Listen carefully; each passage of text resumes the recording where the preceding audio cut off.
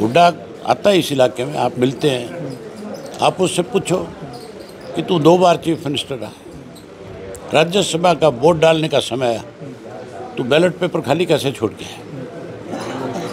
खाली छोड़ने का मतलब भाजपा की मदद करके आया कि नहीं आया? पेन की शाही बदली कि नहीं बदली? उसमें कोई दो राय थोड़ी है, बाहर नहीं रह सकते। भाजपा वालों ने तो हाथ मिला करके 9.5 साल काट दिए। हमारी सरकार बनने के बाद इसके खिलाफ 400 पेज की चार्जशीट है हमारे पास, हम इंक्वायरी कराएंगे। इसने जिस तरह से प्रदेश को लूटा है, इतना तो किसी ने नहीं लूटा।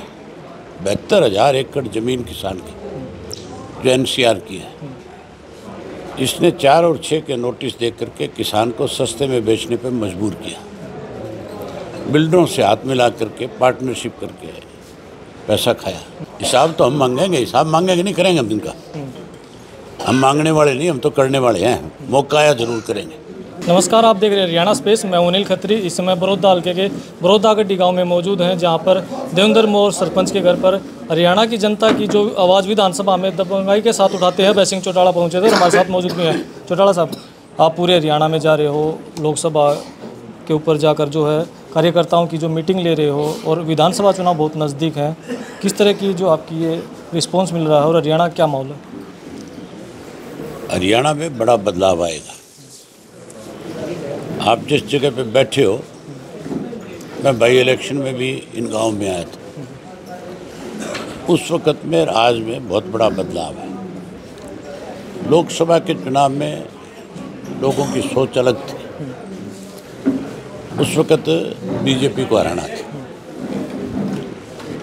अब राष्ट्रीय मुद्दों का चुनाव नहीं, अब तो किसके राज में सबसे ज़्यादा सुविधाएं मिली, अब उस बात की तुलना करेंगे लोग। 10 साल कांग्रेस का राज देखा, 10 बीजेपी का देखा, चौधरी देवीलाल का देखा है, इन्होंने चौटाला साहब का राज देखा है। जो काम उस वक़्त हुए थे, उनकी अगर आज के राज से तुलना करो तो आज जीरो भी नहीं है उनके मुकाबले। जब चौधरी ओम प्रकाश चौटाला की सरकार थी, प्रदेश में सरकार आपके द्वारा कार्यक्रम होते थे। अब पिछले 9.5 साल की बात करें, मनोहर लाल खट्टर मुख्यमंत्री रहे हैं, हरियाणा भवन के दरवाजे बंद रहे हैं। 9.5 साल नहीं, 20 साल से जी। आम लोगों के लिए जो राज हमारा था, हमारे यहाँ तो गांव के 10 आदमी इकट्ठे होकर के चौटाला साहब पे जाते थे और कहते थे कि हमारे गांव के अंदर ये दिक्कत है। उसी वक्त अधिकारियों को आदेश दे दिया जाता था कि समस्या का समाधान हो। हमने भेदभाव नहीं किया, हमने राजनीतिक द्वेष नहीं किया, हमने ये नहीं कहा कि तू किसी और पार्टी से संबंध रखते हैं, हमने सम्मान दिया। अब राजनीति हुई है, अब तो लोग जो है,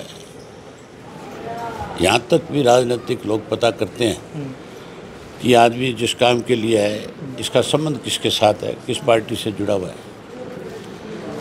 जब तक आप सत्ता में नहीं हो, तब तक तो ये तुलना कर सकते हैं।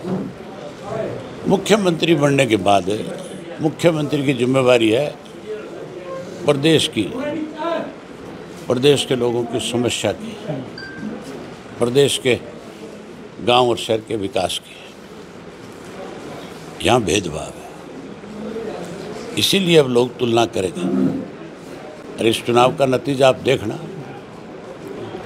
हर हालत में सत्ता जो है गठबंधन की आएगी। जब से बीजेपी की सरकार बनी है, बीजेपी के नेता एक बात कहते रहे, भूपेंद्र सिंह हुड्डा जेल जाएंगे, भूपेंद्र सिंह हुड्डा जेल जाएंगे। लगभग 10 साल हो गए हैं ये बात होते हुए।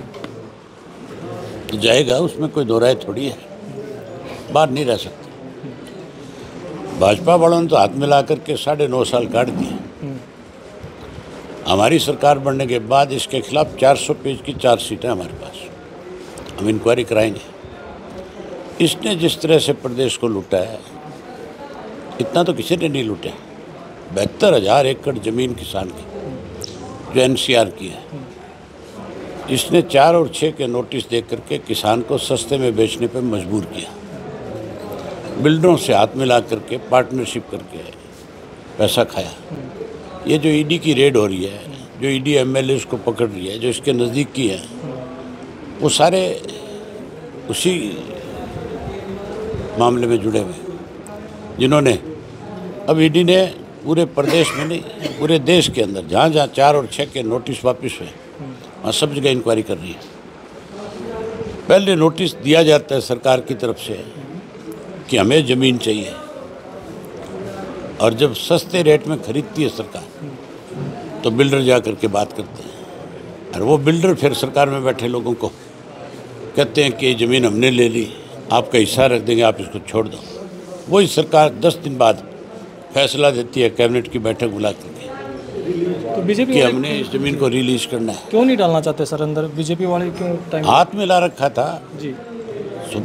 आपने देखा नहीं किस तरह से सुभाष चंद्रा को एमपी बनाया गया। हुड्डा आता है इस इलाके में, आप मिलते हैं, आप उससे पूछो कि तू 2 बार चीफ मिनिस्टर रहा, राज्यसभा का वोट डालने का समय आया, तू बैलेट पेपर खाली कैसे छोड़ के आया? खाली छोड़ने का मतलब भाजपा की मदद करके आया कि नहीं आया? पेन की शाही बदली कि नहीं बदली?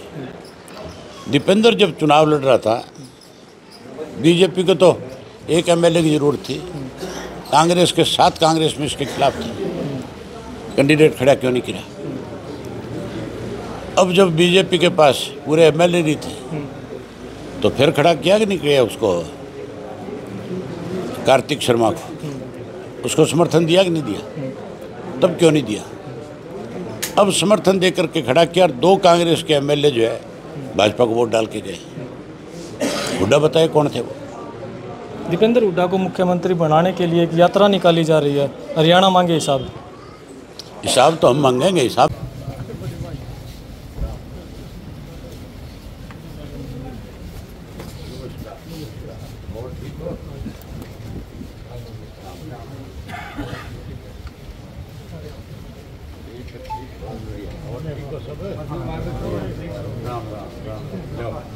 माला दो पहले माला दो पगड़ी पूरा